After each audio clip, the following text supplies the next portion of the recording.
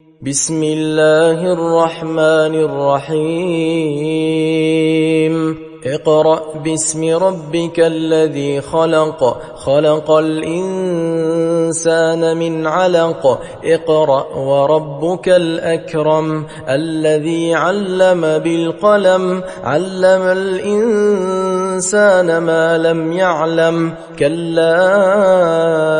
إن الإنسان ليطغى أن رآه استغنى إن إلى ربك الرجعى أرأيت الذي ينهى عبدا إذا صلى أرأيت إن